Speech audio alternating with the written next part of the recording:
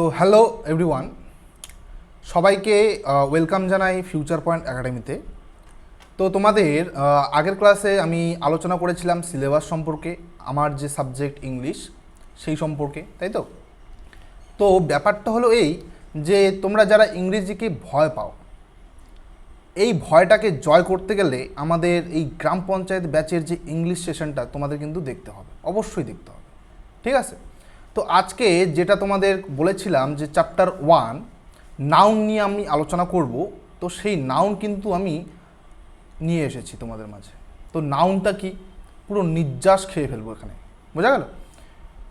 তো একটা কথা বলে রাখি, যারা যারা নতুন আছো তারা কিন্তু অবশ্যই বন্ধুদের মাঝে এই ক্লাসটি শেয়ার করে দেবে এবং ফিউচার পয়েন্ট একাডেমি এই চ্যানেলটিকে কিন্তু সাবস্ক্রাইব করে রাখবে। কারণ কি?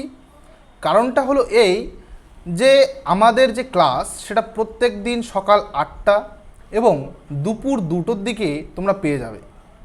এবার বলে রাখি, আমার ক্লাস ইংলিশ যে ক্লাসটা থাকবে সেটা প্রত্যেক সোমবার এবং শুক্রবার সকাল 8টায় তোমরা কিন্তু তোমাদের ইউটিউব চ্যানেলে পেয়ে যাবে, বোঝা গেল?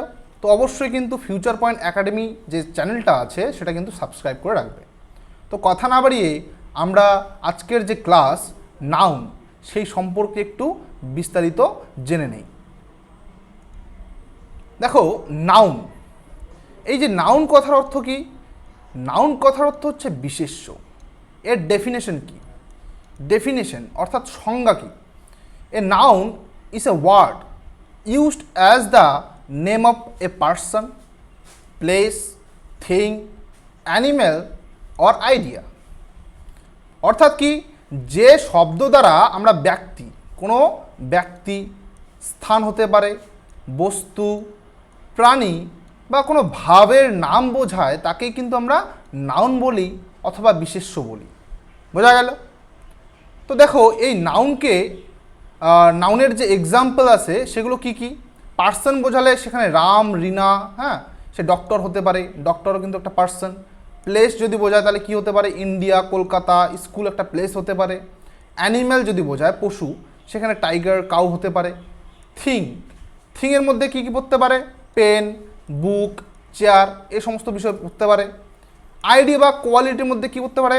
অনেস্টি, বিউটি, ফ্রিডম, এগুলো কিন্তু প্রত্যেকটা কিন্তু নাউনের একটা এক্সাম্পল, ঠিক আছে? এরপর দেখো, আমরা নাউনকে কিন্তু 5 ভাগে ভাগ করে থাকি, ঠিক আছে? কত ভাগে? 5 ভাগে। বিশেষত আমরা 5 ভাগে ভাগ করে রাখি। তো আমি এখানে লিখে দিচ্ছি তোমাদের।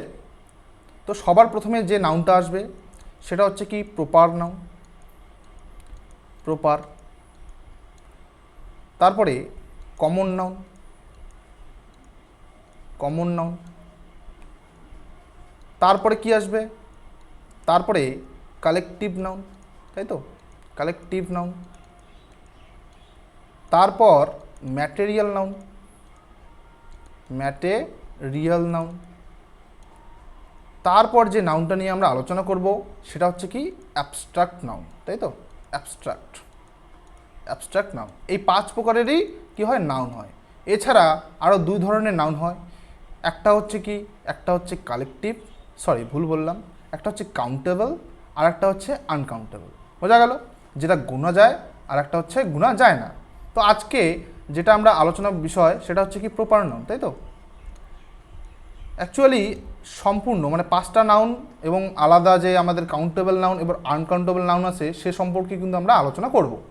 তো প্রপার নাউন কি বলছে দেখো, ব্যক্তিবাচক বিশেষ্য, প্রপার নাউন বলতে কি বোঝায়? ব্যক্তি বোঝায়, ব্যক্তিবাচক বিশেষ্য বোঝাবে।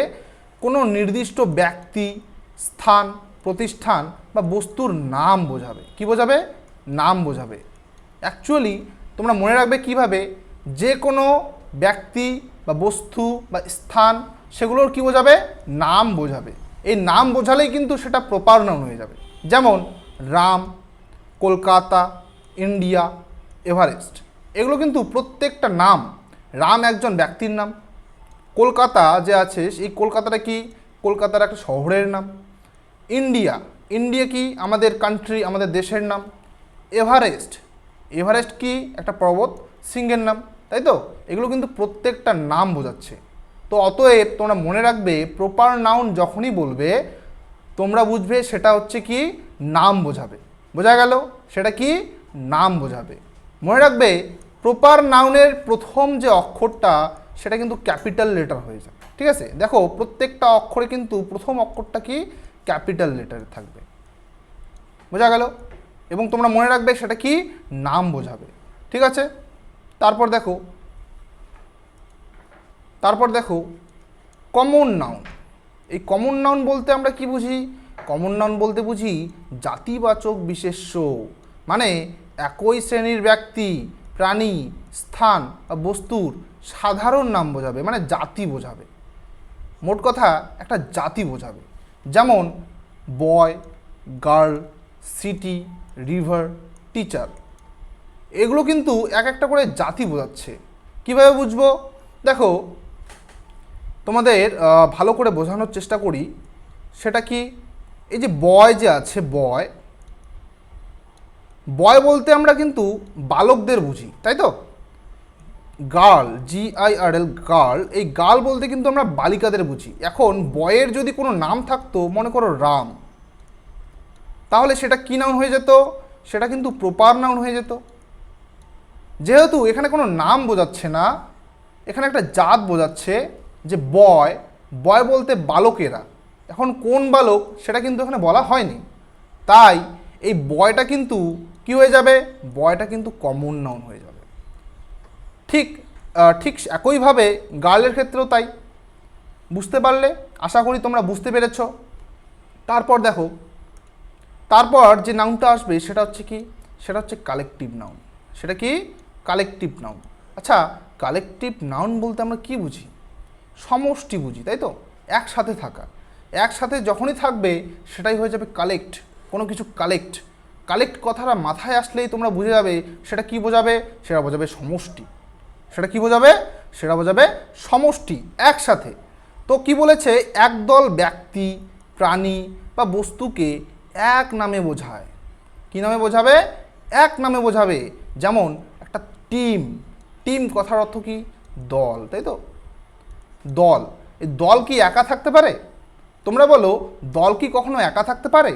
তারা তো এক সমষ্টি হয়ে থাকবে, হ্যাঁ, তারা একত্রিত হয়ে থাকবে।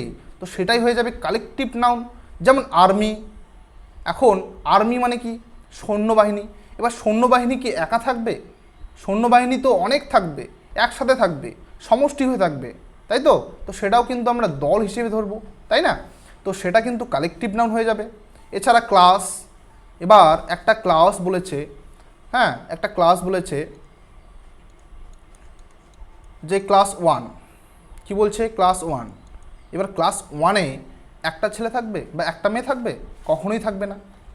ক্লাস 1-এ একটা ছেলে বা একটা মেয়ে কিন্তু কখনোই থাকবে না। সেখানে কি থাকবে? অনেক ছেলে থাকবে, অনেক মেয়ে থাকবে, একসাথে থাকবে। তো সেটা হয়ে যাবে কালেকটিভ। সেটা কি হয়ে যাবে? সেটা হয়ে যাবে কালেকটিভ নাউন। বোঝা গেল? এছাড়া থাকবে ফ্যামিলি। এছাড়া কি? ফ্যামিলি। এবার ফ্যামিলি বলতে আমরা কি বুঝি? ফ্যামিলি বলতে শুধু একজনকে তো বোঝায় না, ফ্যামিলি থাকবে একের অধিক, তাই তো? একের অধিক থাকবে, তার মানে কালেক্ট, একসাথে থাকে, দল হিসেবে থাকে, সমষ্টি হিসেবে থাকে। তো সেটা হয়ে যাবে কি? সেটাও কিন্তু কালেকটিভ নাউন হয়ে যাবে। এছাড়া কমিটি, কোনো একটা কমিটির কথা বলো, কমিটিতেও কিন্তু একজন লোক থাকে না, সেখানেও কিন্তু সমষ্টি থাকে, হ্যাঁ। মোট কথা সমষ্টি বোঝালেই কিন্তু সেটা কালেকটিভ নাউন হয়ে যাবে। এছাড়া মনে রাখবে বুকে, বাঞ্চ, ফ্লক বলতে কি বুঝি? দেখো ফ্লক বলতে আমরা পাল বুঝি, পাল, তাই তো? পাল। এবার তোমাদের বলছি যে একটা গরুর দল, তাই তো? তোমাদের বলছি না, মানে একটা গরুর দল আছে। তো গরুর দলকে আমরা যদি উল্লেখ করি তাহলে ফ্লক দিয়ে করব। ভেড়ার দল, ঠিক আছে, তো সেটাকেও আমরা ফ্লক দিয়ে উল্লেখ করব, তাই না? এবার যদি বাঞ্চ বলি, মনে করো বাঞ্চ কোথায় উঠবে? এই যে বাঞ্চ কথাটা কোথায় ব্যবহার হবে? এক গুচ্ছ, যখন থাকবে কি? গুচ্ছ, যখন গুচ্ছ থাকবে। এবার তোমাকে বলা হলো যে তুমি বাজার থেকে এক গুচ্ছ আঙ্গুর নিয়ে আসো, বাজার থেকে একগুচ্ছ আঙ্গুর নিয়ে আসো, তুমি কি একটা নিয়ে আসবে? কখনোই নয়, তুমি এক গুচ্ছই নিয়ে আসবে। সেখানে কিন্তু একটা আঙ্গুর থাকবে না, সেখানে অনেক আঙ্গুর থাকবে, তাই তো? তো এগুলো কি, এগুলো একসাথে আছে, সমষ্টি হিসেবে আছে, তাই এটাকে আমরা কি বলবো? তাই এটাকে আমরা বলবো কালেকটিভ নাউন। বোঝা গেল? এরপর দেখো, এরপর আসে ম্যাটেরিয়াল নাউন। এরপর কি? ম্যাটেরিয়াল নাউন, যেটাকে আমরা বলি বস্তুবাচক বিশেষ্য। কি বলি? বস্তুবাচক বিশেষ্য। যে পদার্থ বা উপাদান দিয়ে অন্য বস্তু তৈরি হয়। কি বলছে? যে পদার্থ বা উপাদান দিয়ে অন্য বস্তু তৈরি হয় তাকেই কিন্তু আমরা ম্যাটেরিয়াল নাউন বলি। হ্যাঁ, এবার এবার এক্সাম্পল দেখো কি বলেছে। গোল্ড, এই যে সোনা, তাই তো? গোল্ড। আয়রন, লোহা, তাই তো? উড মানে কাঠ, ওয়াটার মানে জল, কটন, কটন মানে কি? তুলো, তাই তো? এগুলো সব ম্যাটেরিয়াল নাউন। এগুলো কি?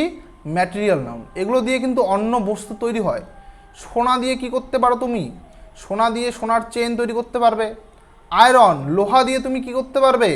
লোহা দিয়ে তুমি কুড়ুল, দা এসব বানাতে পারবে। উড, কাঠ দিয়ে তুমি কি করতে পারবে? কাঠ দিয়ে তুমি কি করতে পারবে?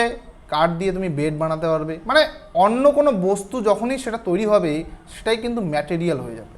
বোঝা গেল? সেটা কি হয়ে যাবে? ম্যাটেরিয়াল হয়ে যাবে। আশা করি তোমরা বুঝতে পেরেছো। নেক্সট দেখি, নেক্সট কি বলছে। নেক্সট হচ্ছে অ্যাবস্ট্রাক্ট নাউন, যেটা যেটা কি বোঝাবে? ভাববাচক বিশেষ্য, ভাব বোঝাবে। এবার দেখো, যে নাম দেখা বা স্পর্শ করা যায় না, আমরা দেখতেও পারবো না, ছুঁতেও পারবো না, কিন্তু অনুভব করতে পারবো, ফিলিংস, তাই তো? ফিলিংস, ভালোবাসার ফিলিংস ফিল করতে পারবো, তাই তো? অথবা চিন্তা করতে পারবো। কি করতে পারবো? থিঙ্ক, চিন্তা করতে পারবো। এগুলোর এক্সাম্পল কি কি দেখো। এক্সাম্পল হলো অনেস্টি, সততা। হ্যাঁ, সততা। তুমি কি সততা কখনো দেখতে পারবে? স্পর্শ করতে পারবে? কখনোই পারবে না। হ্যাঁ, সততা কিন্তু অনুভব করা যায় বা চিন্তা করে বলতে পারি যে এই লোকটি সৎ। হ্যাঁ, তো বলেছে না, honesty is the best policy. সততা হচ্ছে মহৎ গুণ, তাই তো? এই সততা হচ্ছে কি? Abstract noun, honesty. ঠিক আছে? এছাড়া রয়েছে কি? উইজডম। উইজডম কথার অর্থ কি? জ্ঞান। জ্ঞান কি তুমি কখনো দেখতে পারবে বা কখনো ছুঁতে পারবে? পারবে না। এই জ্ঞানটাও কিন্তু অ্যাবস্ট্রাক্ট নাউনের মধ্যে পড়বে। কারণ কি? সেটাকে আমরা অনুভব করতে পারি অথবা চিন্তা করতে পারি, তাই তো? লাভ, ভালোবাসা। ভালোবাসা কি? ভালোবাসাটাও অ্যাবস্ট্রাক্ট নাউন। করেজ, কাইন্ডনেস, এগুলোও কিন্তু অ্যাবস্ট্রাক্ট নাউনের একটা উদাহরণ। বোঝা গেল? তো নাউন সাধারণত আমরা জানি এই 5 প্রকারের আছে, তাই তো? কিন্তু এছাড়াও দুটো নাউন আছে। কি কি? কি কি দুটো আছে বলো? এই দুটো হচ্ছে, একটা হচ্ছে কাউন্টেবল নাউন আর একটা হচ্ছে আনকাউন্টেবল নাউন। এবার কাউন্টেবল নাউন বলতে আমরা কি বুঝি দেখো। কাউন্টেবল নাউন মানে গণনযোগ্য বিশেষ্য, তাই তো? কাউন্টেবল নাউন কথার অর্থ কি? গণনযোগ্য বিশেষ্য। এর ডেফিনেশন কি? A countable noun is a noun that can be counted as individual items. এর অর্থ কি? যে বিশেষ্যকে একটি, দুটি, তিনটি, একটি, দুটি, তিনটি এভাবে আমরা গুনতে পারবো, তাকেই আমরা কি বলবো? Countable noun. তাকে আমরা কি বলবো? Countable noun. এ বুক, একটি বই। এ পেন, একটি কলম। টু টু বাস্কেট, দুটো দুটো বাস্কেট, তাই তো? এরকম করে দেখো এক্সাম্পল দেওয়া আছে। Book, books, pen, pens, apple, apples, student, students, chair, chairs, tree, trees. এগুলো সবগুলোকে কিন্তু আমরা গুনতে পারি। এই সবগুলোকে কিন্তু আমরা গুনতে পারি, তাই কিন্তু যেগুলো গোনা যাচ্ছে সেগুলো কিন্তু কাউন্টেবল নাউন হয়ে যাচ্ছে। বোঝা গেল? তারপর দেখো, দেখো আই হ্যাভ এ বুক, এটা কিন্তু কি? আই হ্যাভ এ বুক, এ বুক, তাহলে এটা কি হয়ে যাবে? এটা কাউন্টেবল হয়ে যাবে। কি হয়ে যাবে? কাউন্টেবল, তাই তো? এটা কাউন্টেবল নাউন হয়ে যাবে। She bought 3 apples. 3 অ্যাপেলস, কয়টি আপেল কিনেছে তিনি? সে কয়টি আপেল কিনেছে? 3 অ্যাপেলস, তাই তো? তাহলে 3 অ্যাপেলস বলতে আমরা কি বুঝবো? 3টি আপেল, তাই তো? তাহলে সেটা কি নাউন হয়ে যাবে বলো? সেটা হয়ে যাবে countable noun. There are 10 students, 10 students in the class, class 10 students. তাহলে 10টাও কী হয়ে যাবে? কাউন্টেবল, কারণ গোনা যাচ্ছে। মনে রাখবে নিয়ম কি, সংখ্যা যেখানে 1 2 3 থাকতে পারে সেটা ব্যবহার করা যেতে পারে, এ অ্যান ব্যবহার করা যাবে। হ্যাঁ, কোথায়? সিঙ্গুলারের আগে, সিঙ্গুলার নাউন যে আছে সিঙ্গুলার নাউনের আগে এই এ অ্যান এগুলো কিন্তু ব্যবহার করা যায়, ঠিক আছে? সিঙ্গুলার আর প্লুরাল তোমরা জানো প্রত্যেকে, সিঙ্গুলার আর প্লুরাল। এবার যদি সেখানে থাকে বুকস, কখনো কি তোমরা এ বুকস বলতে পারো? কখনো কি তোমরা অ্যান বুকস বলতে পারো? এই এ অ্যান এগুলো সিঙ্গুলারের ক্ষেত্রেই প্রযোজ্য, প্লুরালের ক্ষেত্রে নয়, তাই তো? প্লুরালের ক্ষেত্রে নয়, এগুলো মনে রাখবে। সিঙ্গুলার ও প্লুরাল দুই রূপই হয়, মানে কাউন্টেবল নাউন কিন্তু সিঙ্গুলারও হতে পারে, প্লুরালও হতে পারে। যেরকম ম্যানি, ফিউ, এ ফিউ এগুলো কিন্তু ব্যবহার করা হতে পারে। যেমন ম্যানি বুকস, ম্যানি বুকস অনেক বই, কিন্তু বইগুলো তো গোনা যায়। এই বুকস কি? বুকসটা হচ্ছে কি? প্লুরাল, তোমরা জানো তো। ম্যানি কথাটা কিন্তু সেখানে ব্যবহার করতে পারো, সেখানে কিন্তু আমরা এ অ্যান এগুলো কিন্তু ব্যবহার করতে পারবো না, সেখানে আমরা ম্যানি ব্যবহার করতে পারবো। যেমন এ ফিউ স্টুডেন্টস, এ কী বলছে? A few students. তো এখানে স্টুডেন্টস আছে, এখানে কি স্টুডেন্টস যে আছে সেটা কি? সেটা হচ্ছে প্লুরাল, তাই তো? সেখানে কিন্তু আমরা এ ব্যবহার করতে পারবো। এ ফিউ, সেখানে ফিউটা কিন্তু থাকবে, এর সাথে কি থাকবে? ফিউ, কিছু, তাই তো? টু পেন্স, টু পেন্স আমরা ব্যবহার করতে পারবো। তো এগুলো মনে রাখবে, এই কাউন্টেবল নাউনে কিন্তু আমাদের এই রুলস বা নিয়মটা কিন্তু আমাদের মনে রাখতে হবে। যারা যারা কপি পেন নিয়ে বসেছো তারা কিন্তু অবশ্যই এগুলো কিন্তু নোট ডাউন করে রাখবে। হ্যাঁ, তোমাদের গ্রাম পঞ্চায়েতের যে ব্যাচ সেখানে কিন্তু তোমরা আলাদা করে একটা খাতা ব্যবহার করবে, যেখানে তোমরা সুন্দর করে এগুলো নোট ডাউন করে রাখবে, যাতে তোমরা পরীক্ষা ইজিলি ক্র্যাক করতে পারো। বোঝা গেল? এরপর দেখো, এরপর আনকাউন্টেবল নাউন। আনকাউন্টেবল, আচ্ছা যদি কাউন্টেবল মানে যদি গণনীয় হয়, তাহলে আনকাউন্টেবল মানে কি হবে? অগণনীয়, তাই তো? অগণনীয় বিশেষ্য। এখানে ডেফিনেশন কি বলছে? An uncountable noun is a noun that cannot be counted as individual items, মানে যে বিশেষ্যকে সরাসরি গোনা যায় না তাকেই আমরা কি বলবো? আনকাউন্টেবল নাউন বলবো। যেমন কি ওয়াটার, আচ্ছা ওয়াটার, জল কি আমরা গুনতে পারবো? কখনোই পারবো না। মিল্ক, দুধ, দুধকেও আমরা গুনতে পারবো না। রাইস, চাল। সুগার, ইনফরমেশন, তথ্য, তথ্য আমরা গুনতে পারি? অবশ্যই পারবো না। অ্যাডভাইস, তারপরে কি ফার্নিচার, লাগেজ, মানি, নলেজ এগুলো কিন্তু আনকাউন্টেবল নাউনের মধ্যে পড়ে। বোঝা গেল? এবার তোমাদের মনে হতে পারে মানি তো কাউন্টেবল নাউন, তাই তো? মানি, টাকা, টাকা তো গোনা যায়, কিন্তু মানিটা কিন্তু আনকাউন্টেবল নাউনের মধ্যে পড়বে। আন্ডারস্ট্যান্ড? মানিটা আনকাউন্টেবল নাউনের মধ্যেই কিন্তু পড়ে। এবার দেখো এর নিয়ম কি। মনে রাখবে এ অ্যান ব্যবহার করা কিন্তু যাবে না আনকাউন্টেবল নাউনের ক্ষেত্রে। আনকাউন্টেবল নাউনের ক্ষেত্রে কিন্তু এ অ্যান এসব কিন্তু কোনো রকম ব্যবহার করা যাবে না। মনে রাখবে সাধারণত প্লুরাল হয় না এগুলো, কিন্তু কোনো রকমের প্লুরাল, এগুলো কিন্তু সবসময় সিঙ্গুলার হবে। কি হবে? সিঙ্গুলার,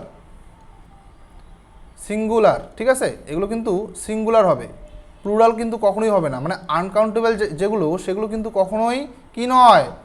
সিঙ্গুলার নয়। সেগুলো কি বললাম? সিঙ্গুলার, সবগুলো সিঙ্গুলার, প্লুরাল নয়। হ্যাঁ, প্লুরাল কিন্তু নয়। মাছ, লিটিল, এ লিটিল, সাম এগুলো কিন্তু ব্যবহার করা যাবে। উদাহরণস্বরূপ আমরা বলতে পারি মাছ ওয়াটার, মাছ ওয়াটার, এখানে কিন্তু আমরা এ অ্যান এগুলো ব্যবহার করতে পারবো? পারবো না।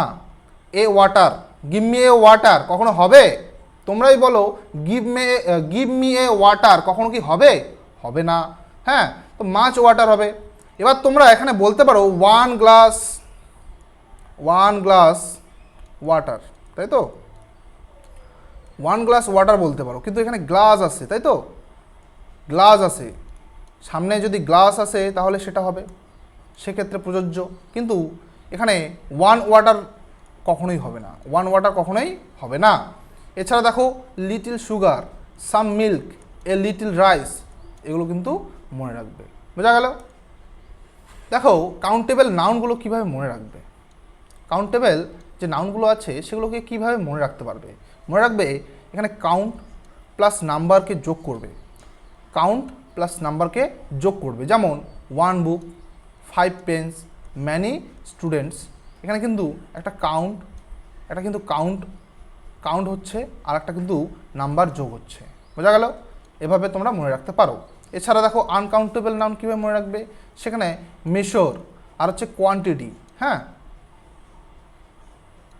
মেশর আর হচ্ছে কি কোয়ান্টিটি, এগুলো কিন্তু তোমাদের দেখতে হবে, যেটা কি a glass of water, A cup of T, A kilo of rice, a piece of advice, a piece of information. কখনোই হবে না এ বা অ্যান ইনফরমেশান কিন্তু কখনোই হবে না, অ্যান ইনফরমেশান কিন্তু কখনোই হবে না। সেখানে কি হবে, a piece of information. Advice, কাউকে যদি তুমি উপদেশ দাও, তোমরা আগে জেনে নেবে যে অ্যাডভাইসটা কি, অ্যাডভাইসটা কোন নাউন, অ্যাডভাইসটা কি, অ্যাডভাইসটা হচ্ছে আনকাউন্টেবল নাউন। তো এখানে তুমি যদি বলো অ্যান অ্যাডভাইস, অ্যাডভাইস কি একটি দিতে পারবে তুমি, একটি অ্যাডভাইস কি কোনো গুণা যাবে, এটা তো আনকাউন্টেবল। তাহলে কি হবে সেখানে, এ পিস অফ অ্যাডভাইস, কি হবে, এ পিস অফ অ্যাডভাইস। আশা করি তোমরা বুঝতে পেরেছো, আশা করি তোমরা এগুলো বুঝতে পেরেছো।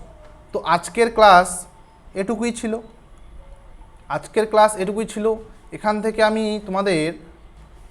আমি তোমাদের এমসিকিউ, যেগুলো প্রিভিয়াস ইয়ার হবে, যেগুলো প্রিভিয়াস ইয়ার কোশ্চেন্স এসেছে, সেখান থেকে কিন্তু আমি তোমাদের করাবো একদম চ্যাপ্টার ভিত্তিক, নাউন থেকে কি কি প্রশ্ন এসেছিল, ঠিক আছে, সেগুলো কিন্তু আমি তোমাদের করাবো। সেখানে 10টা কোশ্চেন থাকতে পারে, অথবা এর বেশিও থাকতে পারে, 20টা থাকতে পারে।